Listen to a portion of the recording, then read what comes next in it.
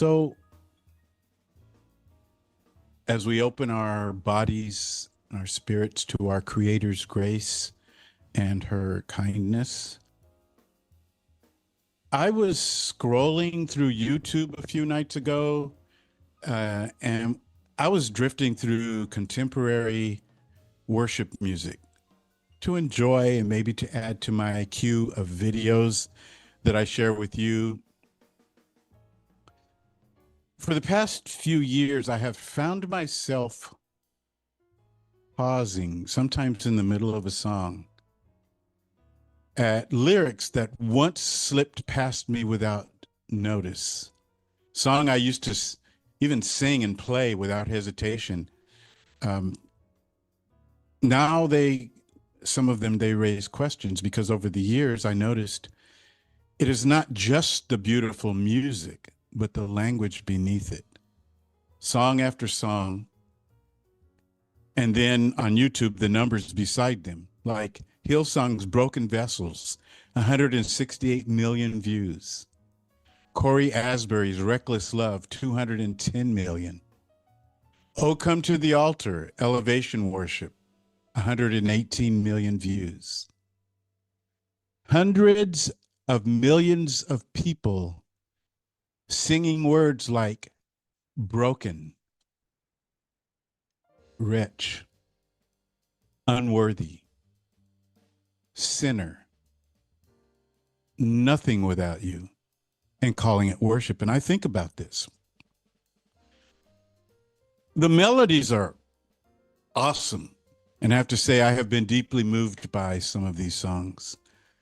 But the theology underneath, the assumption that worship begins with self-diminishment, that the proper posture before God is to announce your nothingness. The songs sometimes feel diminishing. And since I, over the years, became more and more aware of it, they don't impact me like they once did. But there are people who may not notice these lyrics, who get lost in them. And I want to ask this morning, have you ever been singing a song in church, a song everybody around you seemed to be lifted by, and something in you quietly said, hey, I'm not sure that's true about me? Let's sit with that. And there's one line that every time I sing it, I take a mental pause. You know the line. Amazing grace, how sweet the sound that saved a wretch like me. And I'm not here to cancel a hymn. John Newton, the man who wrote those words, he had been a slave trader. He had participated directly in the trafficking of African bodies, human beings turned into cargo. When he called himself a wretch, a vile man, a despicable person, he was telling the truth about his own life. His wretchedness was earned. It was specific, historical. It referred to something he did, not something he was from birth. And I'd love for you to hear that distinction. Newton was confessing a particular sin, the sin of treating human beings as property. And here's the thing. He was not unique. Anybody can become a wretch. Not because we're born that way, but because wretchedness is what happens when a human being surrenders their conscience to greed, to power, to comfort built on someone else's suffering. So the slave trader who called himself a wretch was telling the truth. The plantation owner who built a fortune on stolen labor, wretch. The politician who cages children at a border and sleeps soundly, wretch. The pastor who preaches humility on Sunday and hoards power all week, wretch. The Christian who sings songs about how small they are, but then goes through the week acting like an asshole, wretch. Wretchedness is real, but wretchedness is not a birthright. It is a choice. the choice to treat another image bearer as less than human. And that is exactly what makes the theology dangerous. Because the tradition does not say wretchedness is what you become when you abuse your power. It says wretchedness is who you are. So it took wretchedness away from the people who had earned it and spread it across everyone equally, which meant spreading it to the nations who had the least power to refuse it. The slave trader and the enslaved were handed the same word, but they were not standing in the same place. So the church takes a personal confession, John Newton's confession, takes a personal confession and makes it universal. So you see, in the Calvinist framework that John Newton inhabited, wretchedness is not a description of what you've done. It's a description of who you are. Most of you have heard me talk about how Augustine of Hippo laid the groundwork. A vision of original sin so sweeping that even newborn babies stand guilty before God. And then John Calvin gave it structure. Human inability so deep that even the desire for God must be awakened by God. The Westminster Catechisms carried it on, teaching generation after generation to name themselves first by what they weren't and what they didn't have. And then this is where the story turns, because this theology traveled across oceans, through missionary movements everywhere, including the lives of enslaved Africans. When enslaved Africans were handed this framework, the message was the same. You are wretched. You were always wretched. And your wretchedness is not what was done to you, it is who you are. And whether intended or not, this is what the doctrine enabled. So what began as one man's honest confession became every believer's creed. And what was shaped in the repentance of a slave trader became the language, the spiritual language of the people he once helped to enslave. So let that settle for a moment. Now, some people might say, David, that was the 18th century. We've moved past that. Mm-mm. But have we? Mm-hmm. Because that's what bothers me so often when I listen to this really beautiful music. The contemporary worship world, the churches, the labels, the songwriters, the streaming platforms, has not entirely moved beyond this theology and in many cases reproduced it. Not always consciously, not always maliciously, but consistently. Verses like, all these pieces broken and scattered, or I couldn't earn it and I don't deserve it, or I'm broken inside, I give you my life, or when I felt no worth, you paid it all for me. And hundreds of millions of views is not a song, dear one. It is a catechism, a dogma. It is formation. It is shaping how millions of people understand themselves before God. And I need to ask, what exactly is it teaching them? Because notice what is rarely questioned in this arrangement. The systems that created the brokenness go unnamed. The empires that profit from the theology go unchallenged. The institutions and now the corporations that shaped this language go unexamined. And this pattern does not stay in the church. It doesn't stay in worship. It shows up in public life. The theology says the problem is in you. Not in the system that enslaved you, not in the doctrine that justified it, not in the church that blessed the ships, not in the industries that profit from your confession. You are the wretch. You are the broken vessel. Grace is amazing because of how low you are. And church, this is how theology can operate when it serves power. It locates the problem in the individual and calls it spiritual insight.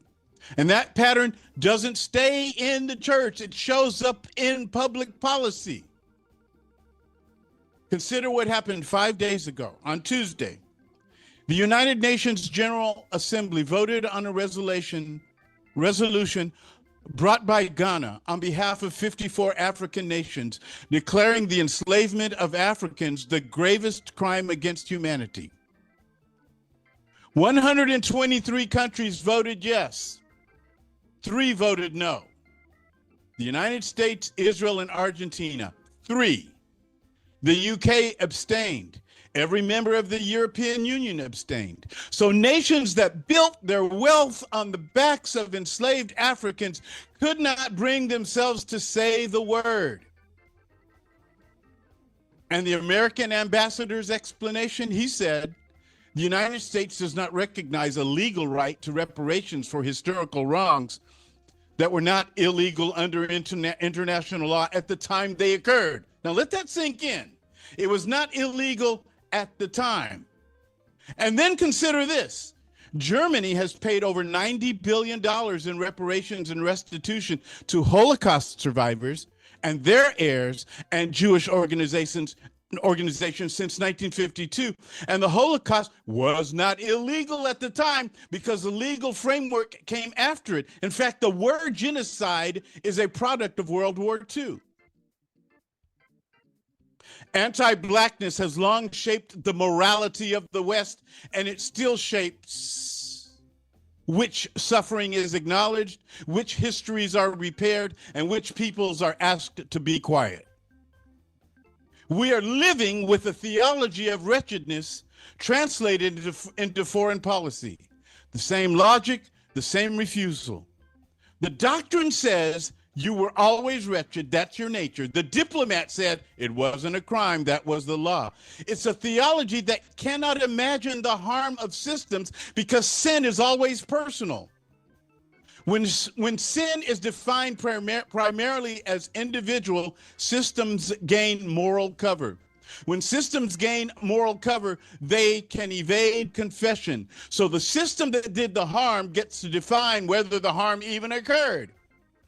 And the people who bore it, whose ancestors were shackled, shipped, sold, and worked to death, are told that their suffering does not rise to the level of something that requires an honest word. Not even wretch, not even the word they were taught to call themselves will be applied to the nations that earned it. So when people whose dignity has been denied historically or presently are singing these songs on a Sunday morning, they may be worshiping, but they may also be rehearsing a script that they did not write, while the authors of the original wretchedness refused to acknowledge that it ever happened. So just to be clear, I'm not rejecting grace. I need grace, but I'm no longer convinced that grace requires me to despise myself in order to receive it. And this is where the scriptures we read earlier begin to do their work. Like Isaiah 43, I have called you by name, you are mine. Jeremiah 1, before I formed you in the womb, I knew you.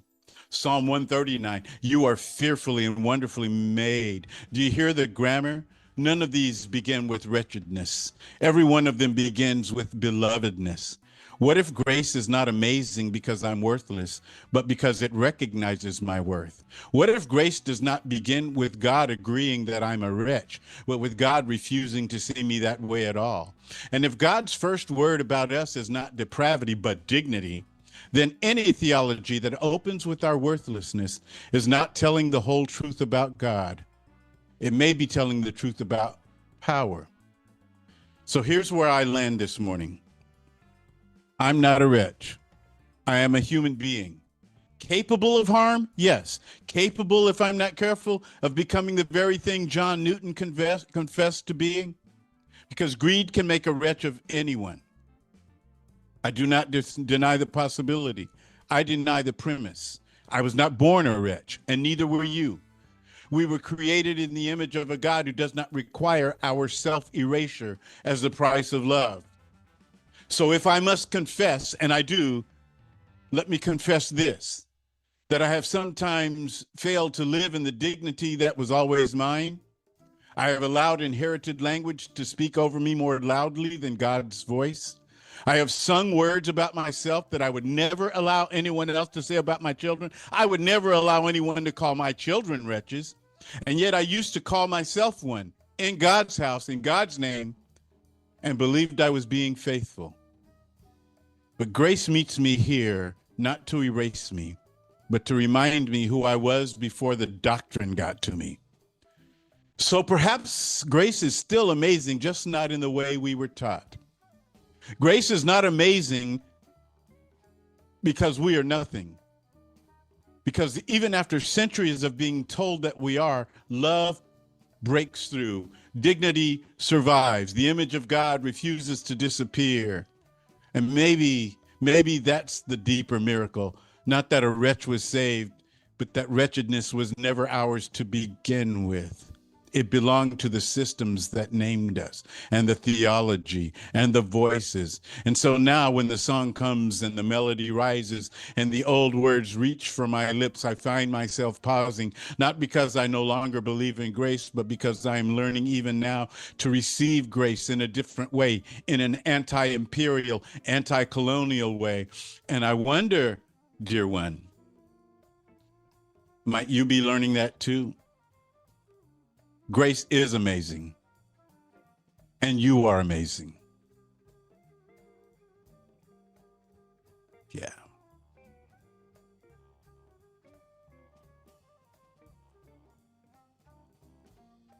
Mhm.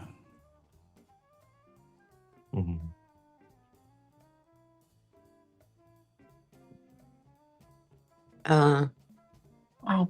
Do you want to start, Hermana? Maria? I was just thinking about this one thing that happened to me yesterday while you were speaking, Pastor. This was pretty amazing. So yesterday at the No Kings rally in Solvang, our tiny little town, a woman turned into the old mission, right? The Catholic mission. And before she turned in, this woman flipped her middle finger at us. And that moment sort of has stayed with me because it felt like a small but a very painfully clear illustration of what you talked about today. On the one hand, people gather, right, in worship to sing about grace. And on the other hand, contempt still comes so very easily when we are faced with people standing publicly for dignity and justice and truth. And I think what stayed with me as I was listening is the challenge to ask, who has been made to carry the language of wretchedness? And who has escaped being named truthfully at all? And the sermon names the cruelty of a world in which people whose ancestors were shackled, shipped, sold, and worked to death are told their suffering does not even rise to the level of requiring an honest word, while the nations and systems that earned that judgment refuse to acknowledge what they have done. That is a really powerful exposure of how theology can get twisted into a script that wounded people are forced to rehearse, even while the architects of that wound remain unnamed. So I feel like I needed to link that to something that's been staying with me, and it happens to be the church I used to belong to. So Wow. that's just a little bit of my connection. Hermana, do you have something you want to share? Yes, thank you, Maria. And thank you, Pastor Moore. That was so deep. And I want to share, I've shared before that I went to Catholic school from all the way up to my first half of freshman year.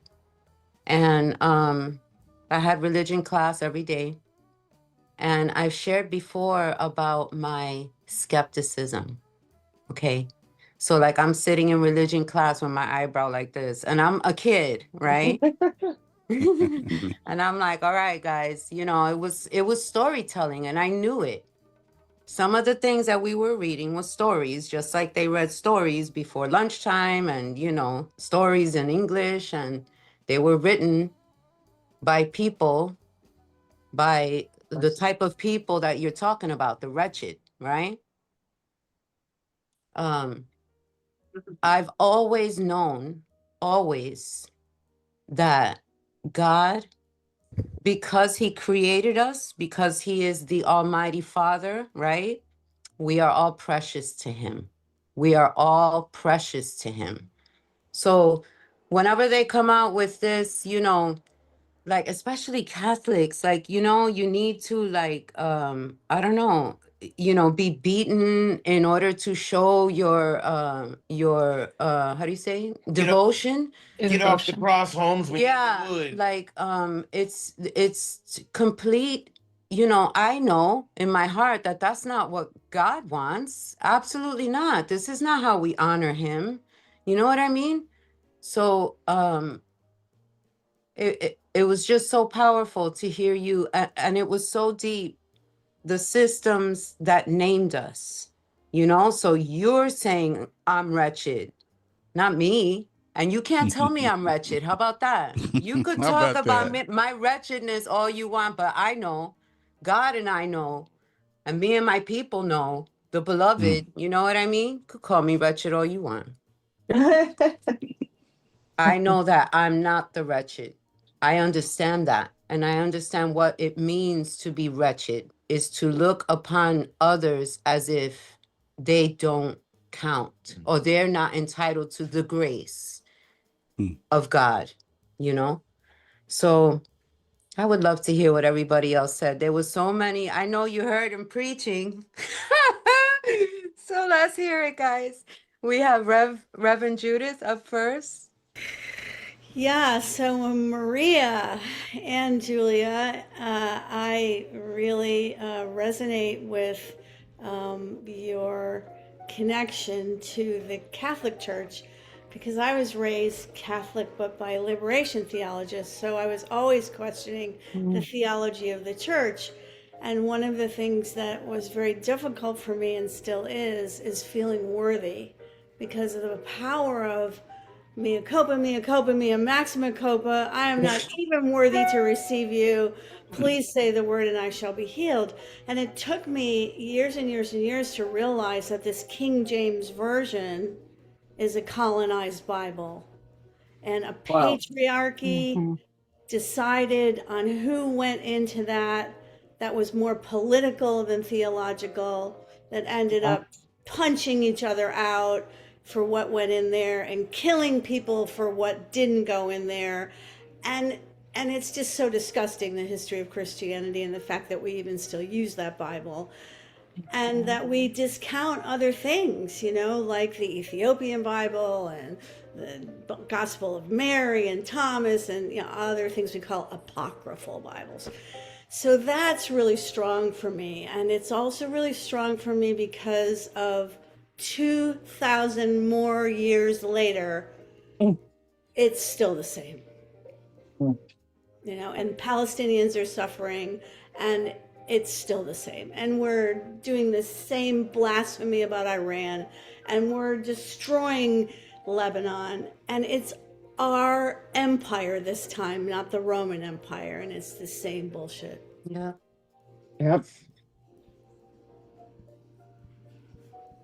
Thanks, Reverend Judith. Dr. Dave? I am so grateful to Pastor for that very beautiful, reaffirming, uplifting message.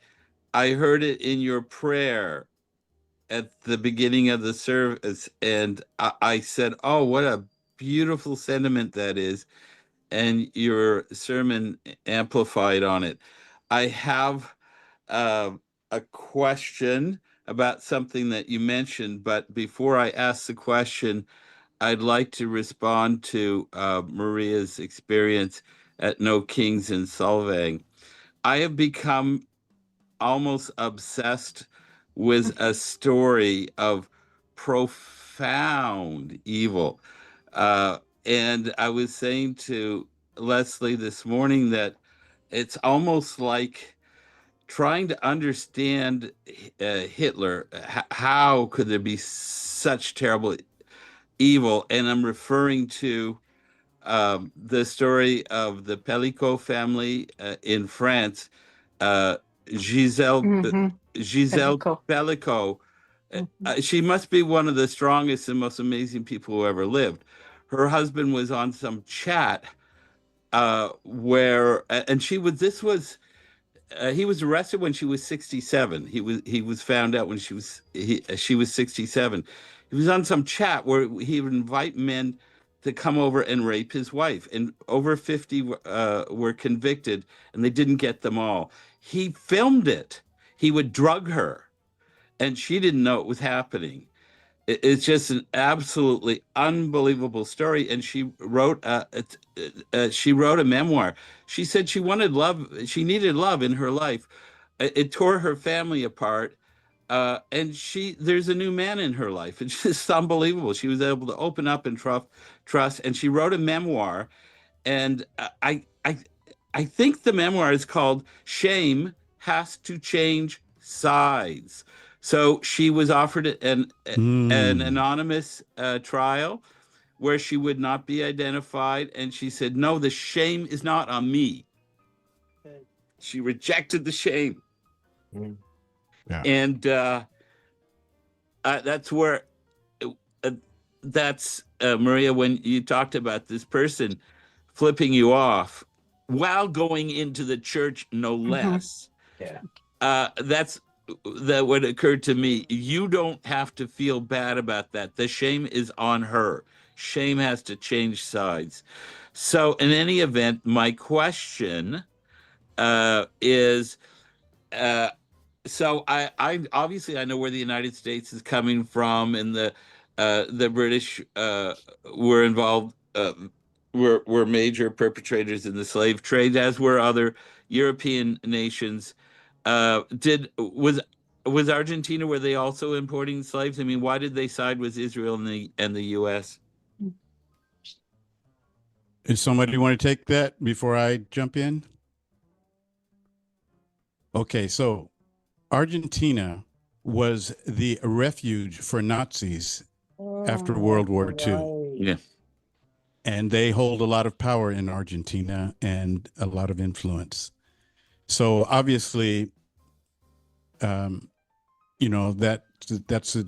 Aryan supremacy, that white supremacy, is gonna, keep them from admitting to the crimes against Africans.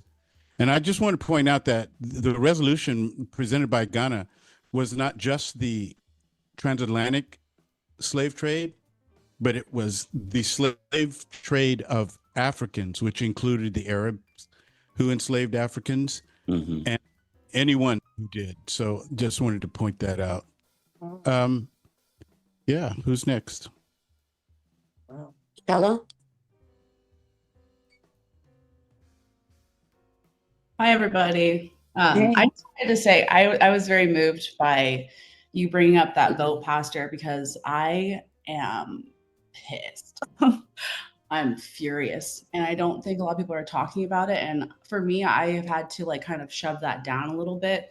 So when you brought it up right now, I came to the table and I was like, yelling at my mom about it. So I was like, can you leave it? I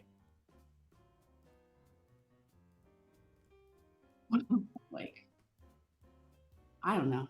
I mean, it's expected, I guess, but it hurts really bad. Mainly because there's this part of me that believes that there is a version of the world where we can accept the truth and grow. And I'm so tired of having to hold people's shame and guilt over your own history. Learn it, grow from it. That's what you expect us to do, right? We're expected to see our past and go, well, it was the past and times have changed. So I guess I'll let it go. Right. But when it comes to you guys having to hold your own accountability, it's a two-way street. And there's this lack of acknowledgement. We're the dramatic ones because we're still pissed about our history. Well, you guys screwed over our ancestors and they never even got to have a voice. They didn't even get to say anything. The millions of people who you killed and ignored and acted like they were livestock. And they don't even get to see how things have changed. They still be pissed because we are, but it's like, I'm just really grateful that you brought that up because I think more people need to know about it. I have tried to send as much information about it to everyone I know because we need to see our country for what it is. Like, we need to see it. I'm tired of pretending like there's hope and stuff. Like, no, this country is messed up. It's stolen. It's the karma or whatever energy that's coming back to this country is not good. Literally, it's just, we're watching thieves and their children and their ancestors continue to rob us, and we're expected to sit there and be like, fine, it's okay because I can go into a store and there's no white only sign on front. Thank you. Oh my God, totally great. Thank you so much for that. I'm angry. I'm furious because when are we going to start acknowledging that every human is a human? How did we let ourselves get to the point where we can actually pretend like humans aren't humans? Like, I don't understand how anyone's comfortable with that. And okay, yeah, maybe you're bummed out about your history. Maybe you're like a white person or someone who has a lineage of slavers or whatever it is. That sucks for you. I'm so sorry that happened to you. I was born poor. I wish I was born rich. Like, it's a bummer. But taking acknowledgement of it doesn't mean it's you that did it. It just means that you're willing to grow and change and help the world be better, help other people be and feel better and more. I don't know. I'm angry about it. So I'm really heated right now. And I'm probably saying scattered thoughts, but I just wanted to get that out with like-minded people who are probably equally as angry as I am about that vote. And also, thank you, babe. I did want to say one more thing and I will shut up. But you bringing up the fact that about these songs, and I just had never really thought about that.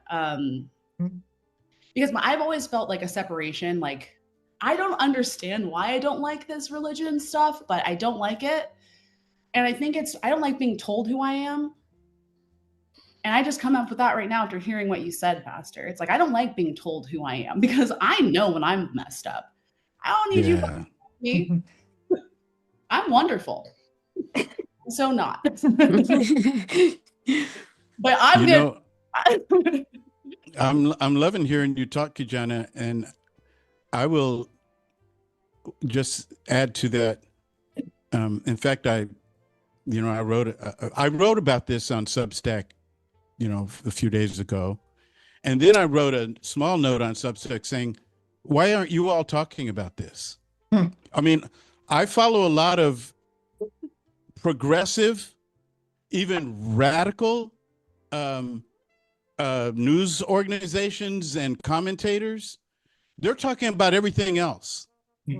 But this is the mask slipping off the face of the West. And it is underneath everything that's going on. This white supremacy. That's what it is. Why is it that only white nations, for the most part, cannot get on board with what they benefited from? Yeah. Why is it African nations and Asian nations and Polynesian nations, or as Vijay Prashad would call the darker nations, why is it the darker nations that can say, yeah, there's something wrong with that? And Kijana, you were talking about the exchange of shame. That it was David. You're talking about, switching the shame up. Well, I mean, that's really what needs to happen. And I should observe here. Well, let's go ahead and hear from Bonnie, but I have another point to make here about this. We haven't heard from Bonnie.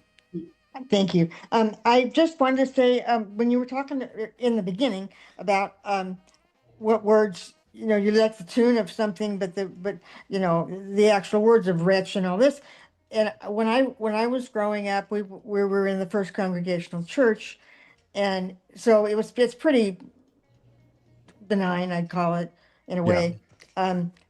But when I heard, they'd always sing the songs using Wretch and, all these, the sinner and blah, blah, blah. And the adults would always look at me and it's like, what did I do wrong? I asked, what did I do wrong? And mom goes, oh, nothing, sweetie. But anyway, thank you for pointing that out. It's not me, it's them. It's somebody else's thought.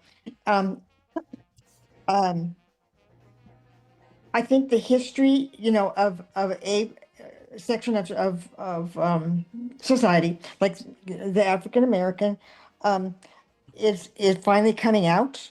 Really coming out. And the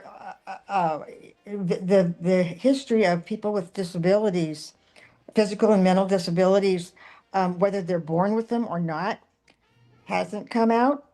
Yep. It is very, very, very discombobulated, very confused, and there's so many opinions about it. It's, I'm 70 years old. I have a lot of opinions about disabilities, but I only have one or two. But that I won't go into that. And also one more thing and then I'll leave you guys alone. Julia and Clint, honey, you guys, I can tell you're in your bed or something, or and you got that damn mirror up above you. When there's an earthquake, you're gonna die. I told her that. I so told her that. Oh my Okay. God, thank you. She Julia, didn't believe me. It's very Julia, move it, lightweight. honey.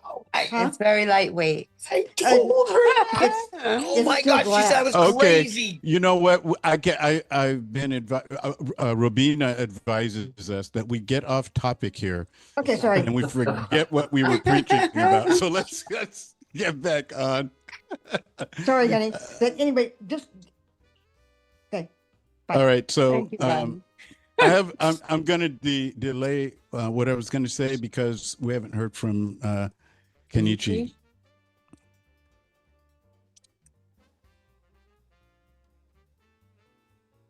I want to piggyback on all of the things that was said.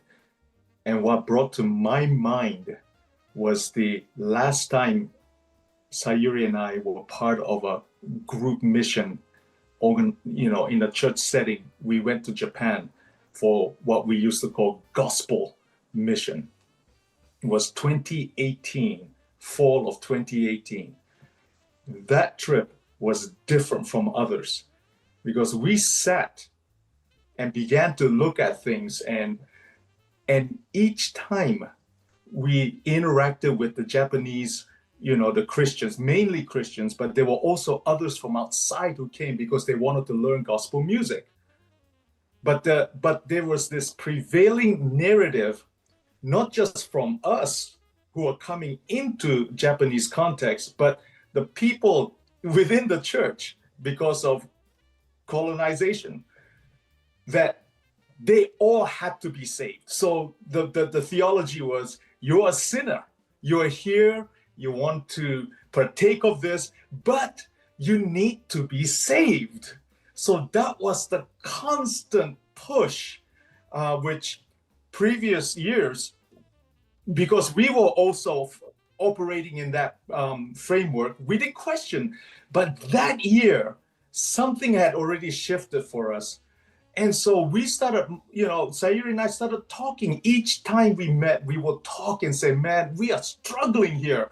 Why do we always have to say, well, too bad, so-and-so is not a Christian, so therefore we need to get this person saved. Or, oh, the wife is, one of the spouses singing the gospel, but the spouse's partner, the woman's partner or the man's partner is not saved. Too bad, right? And so this was an ongoing, repeated conversation. We started to get tired of that. And what really kept it off from me anyway, I think it's also for Sayuri, was the last night we had a dinner together with this group of Japanese Christians. And then we were having fun. We were eating. We were enjoying each other's company. And then that meeting turned into preaching, and whoever's not saved, this is your chance now. And I'm like, oh my goodness, that is it, man. So we came back and never again. I'm done. Kenichi, Yes. if I may ask you, do you have some idea of where that particular point of view, what the source of it was? Oh, it's the product of American Christianity. Yeah. Flat out. Can I respond yes, to that? And then people who come to the seminary here go back and they teach Calvinism, be it that the original sin, and with Japanese society, because of the and Sayuri might correct me, but there's this element of shame, right? So when you teach a society that way, they will take it very personally and say, oh, that's me. And then so in essence, it just spread. So that is very strong among. Oh, Sayuri said, remember the movie Silence. Remember, whoever saw that movie Silence, that was powerful. It's about the missionary movement into Japan. It's worth very watching. Yes, we recommend it 100%. And so anyway, that was telling for us, and we're done. So Do you mind if I quickly respond to that? Yes. This is so quick. Pastor, when you were preaching, I decided to look up the word grace just to see what came up. So check this out.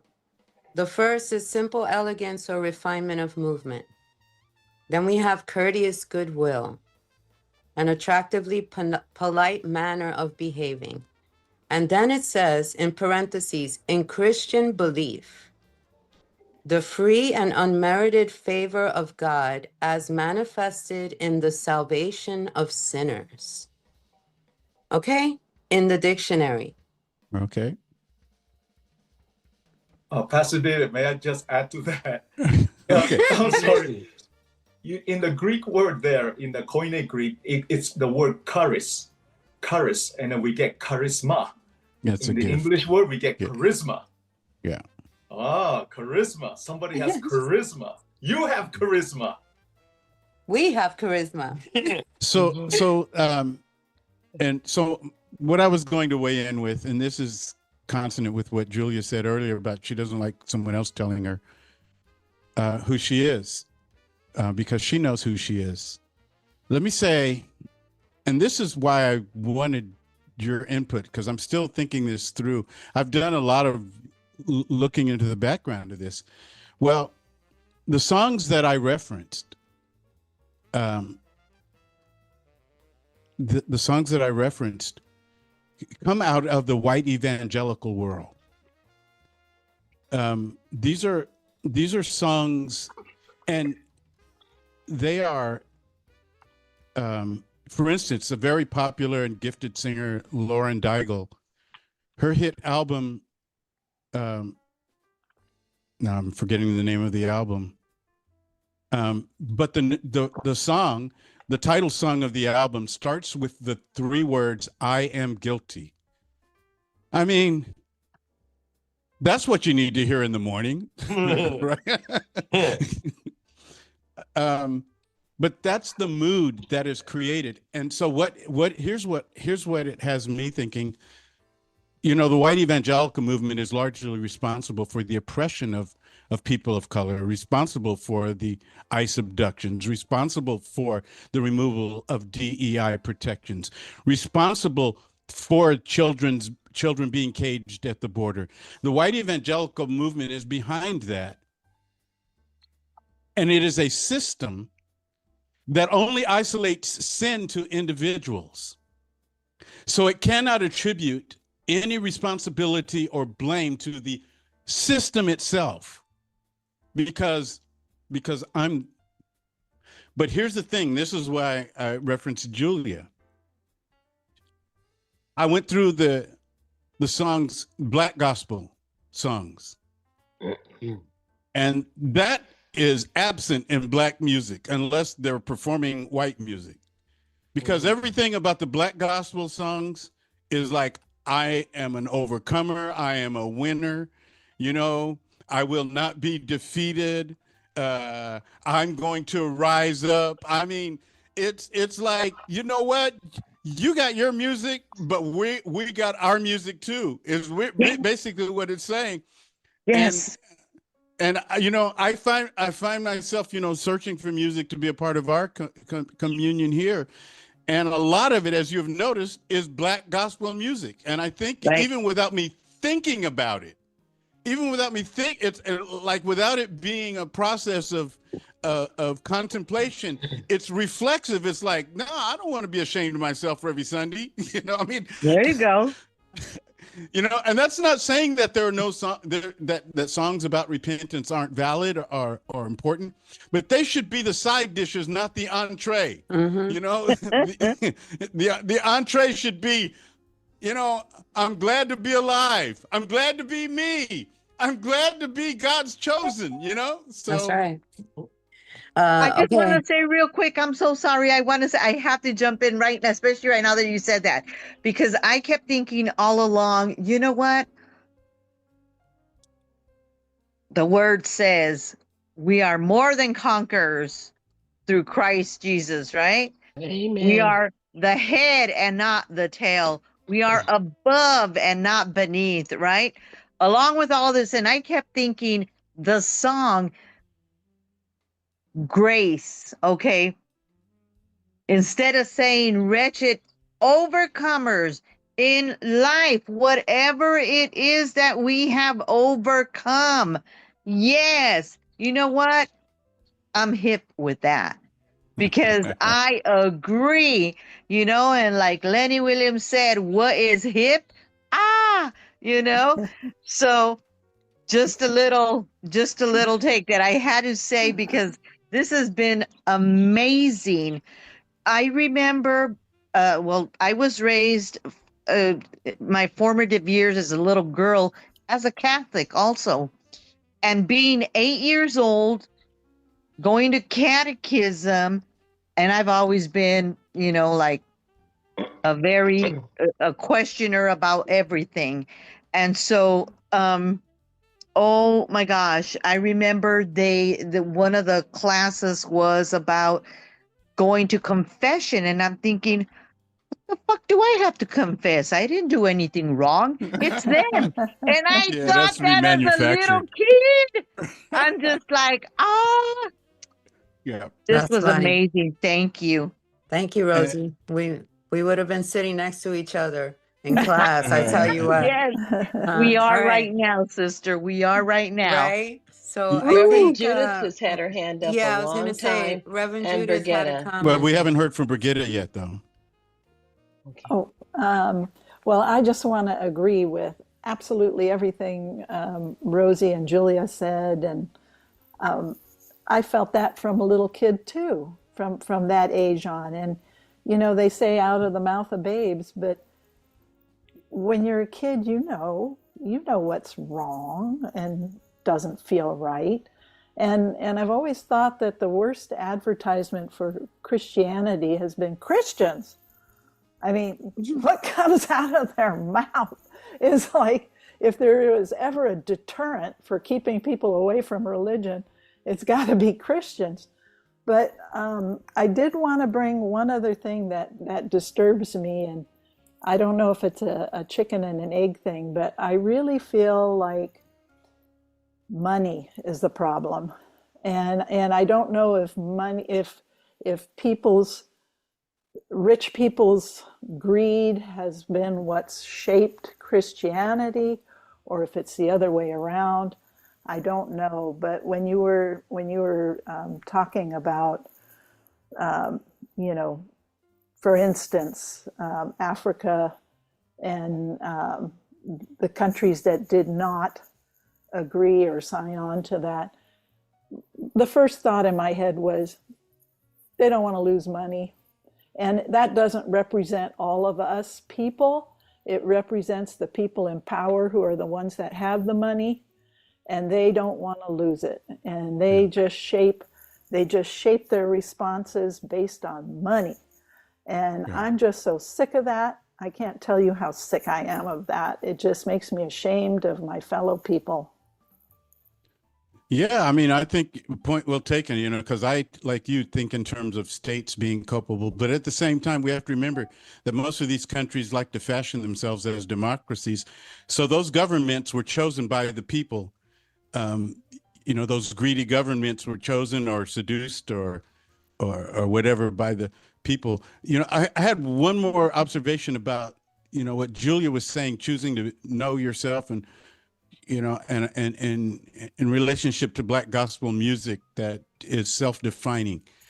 I think of my friend Ani Zonneveld, who is the founder of Muslims for Progressive Values. She's in LA.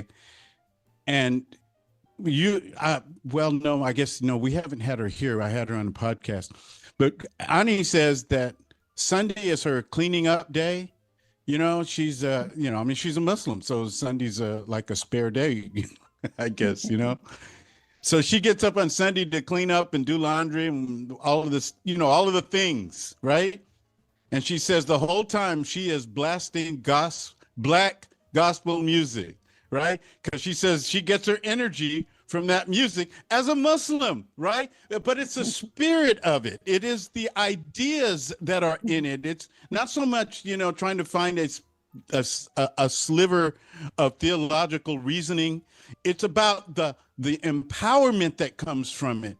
And so we need to be careful about what we're listening to and what we're mimicking, because we could find ourselves defeating ourselves in all of this. And I'll say it again. Some of the music that is depressing is at the same time some of the most beautiful music. But then you know what? So are Twinkies. You know, I mean, so are M&Ms, right? I mean, and you try to live off of that stuff, it's gonna kill you.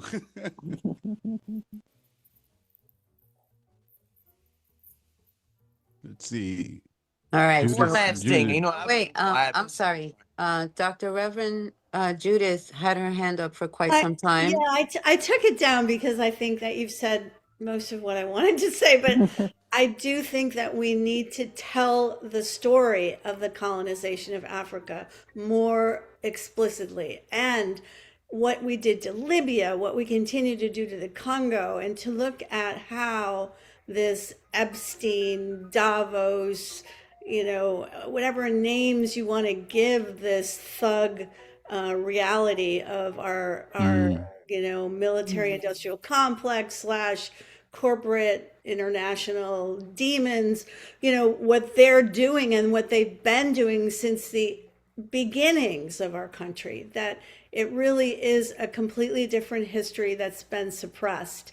And especially with the way that Africans were taken, young kids, just like Native Americans, raised to be priests, like Malidoma Somé, abused, you know, beaten and suppressed, and are still doing this today, giving us this theology. So it's really, I think, important for us to dig deeper into our so-called democracy and how we've actually destroyed democracy in countries all over the world. Yeah. Well, thank you. I got just one real quick thing, Pastor Moore. This is it. And it's like this. It goes all the way back to that whole part about the recovery of a nation. When I heard, I'm sorry, I'm going to forget your name, with Shella. When I heard you saying you were pissed, and I heard you saying... Kijana, when you were talking about being pissed, you're right. Because guess what? We've gone backwards in a nation that was trying to do better every time by learning and being honest about itself. We become dishonest and we're in full relapse, full colonial relapse. And until we can, as a nation, look at ourselves in the mirror, honestly, as a person in recovery, I had to take and look at every part of myself, my character defects, my assets, and I had to take honest stock of myself. And by doing so, I was able to look the world in the eye because I looked myself in the eye. And you ain't going to be able to do that as a country until you take an honest inventory of yourself and make amends where you owe it. That's it. But as we did it, they need to do it. Yeah, they need to do it. Yes. Yeah, they need to do it. Yeah. So go ahead, Kijana. I don't think, and this is where I'm getting angry, because like you said, that mask dropping, we have pretended this country has pretended to make progressions and pretended because they had to, because white people were like, wait a second, that might not have been so good. So certain white people being pissed. So they're like, okay, well, we have to change a couple of things, but really slavery has not changed. It has not stopped. Yeah. The effect of Black Americans in this country has It's, not. yeah, it's no longer the KKK. It's the Heritage Foundation. Yeah. You know, just switch names. That's all. They're in suits, and nothing has changed. It's just this vote just showed me that like it's still the same. It's just that instead of us being separated, we can be together. That's the only difference. Anyways, thank you. Well, thank you for that. Thank you, Julia and Maria, for starting us out today. And, one last remark, I know at the risk of just elongating things just a little bit more. When I think about the music of the white evangelical / Pentecostal church being so filled with shame and reductionism, it makes me sometimes wonder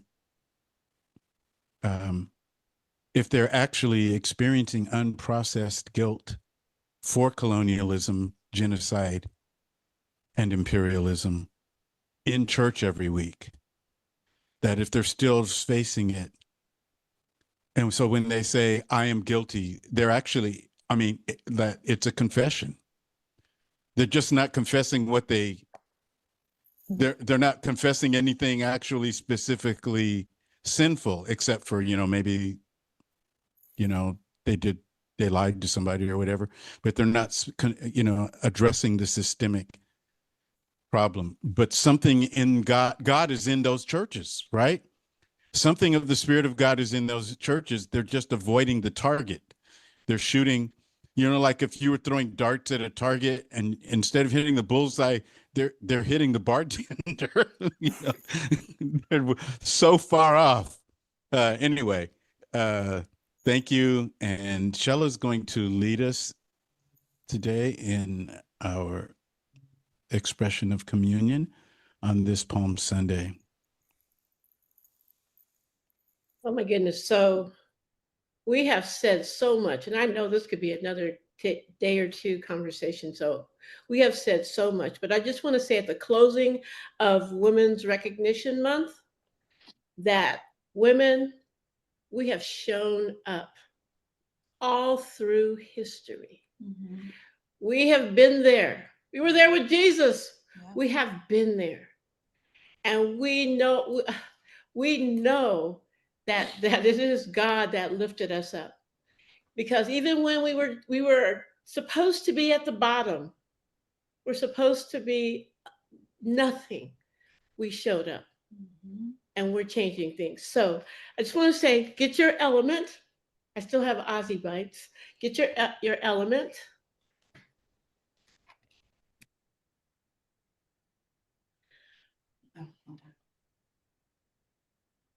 And I'm going to say, women, we are love.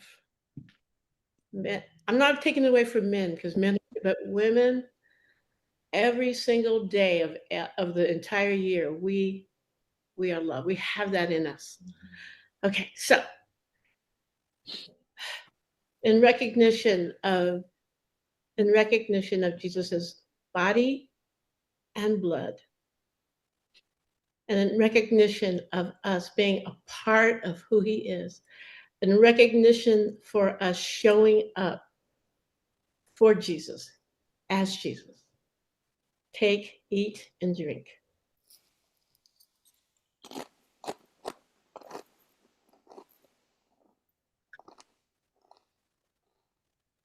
Mother, Father God, we thank you so much for this community, the love community, a community that recognizes who you are, a community who has decided to open our eyes and ears to the goodness of how you've created us, who you've made us to be. And we give you praise in Jesus' name. Amen. Amen.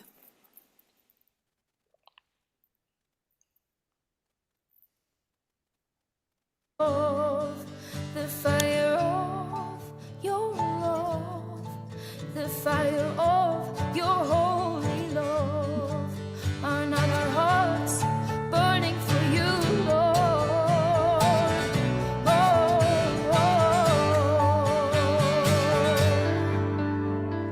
Holy Spirit dwelling inside, breath of heaven be my guide. Holy Spirit dwelling inside, breath of heaven be my guide.